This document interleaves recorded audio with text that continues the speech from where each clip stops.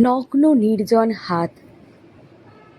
আবার আকাশে অন্ধকার ঘন হয়ে উঠেছে, আলোর রহস্যময়ী সহদারার মতো এই অন্ধকার, যে আমাকে চিরদিন ভালোবেসেছে, অথচ যার মুখ আমি কোনোদিন দেখিনি।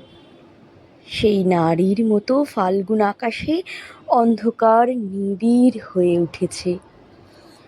মনে হয় কোনো বিলুপ্ত নগরীর কথা। সেই নগরীর এক ধূসর প্রাসাদের রূপ জাগে হৃদয়ে। ভারত সমুদ্রের তীরে কিংবা ভূমধ্যসাগরের কিনারে অথবা টায়ার সিন্ধুর পাড়ে আজ নেই। কোনো এক নগরী ছিল একদিন, কোনো এক প্রাসাদ ছিল, মূল্যবান আসবাবে ভরা এক প্রাসাদ। পারস্য গালিচা, কাশ্মীরি শাল, বেরিন তরঙ্গের নিটোল মুক্তা প্রবাল।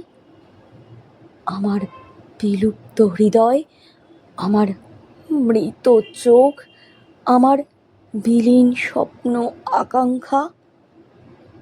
আর তুমি নারী, এই সব ছিল সেই জগতে একদিন।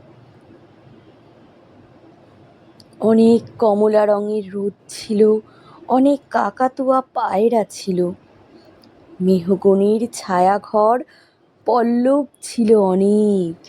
অনেক কমলা রঙের রোদ ছিল, অনেক কমলা রঙের রোদ। আর তুমি ছিলে। তোমার মুখের রূপ কত শত শতাব্দী আমি দেখি না, খুঁজি না। ফাল্গুনের অন্ধকার নিয়ে আসে সেই সমুদ্রের পাড়ের কাহিনী। অপরূপ খিলারৌ গম্বুজের বেদনাময় রেখা, লুপ্ত নাশ পারিত গন্ধ, অজস্র হরিণ ও সিংহের ছালের ধূসর পাণ্ডুলিপি, রামধনু রঙের কাচের জানালা, ময়ূরের পেখমের মতো রঙিন পর্দায় পর্দায় কক্ষ, কক্ষান্তরে থেকে আরও দূর কক্ষ ও দূর কক্ষান্তরে, ক্ষণিক আভাস, আয়ুহীন স্তব্ধতা ও বিস্ময়।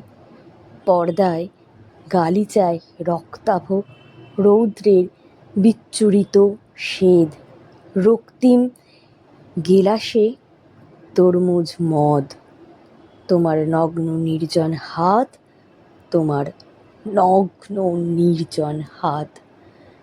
এই কবিতাটা লিখেছেন জীবনানন্দ দাশ।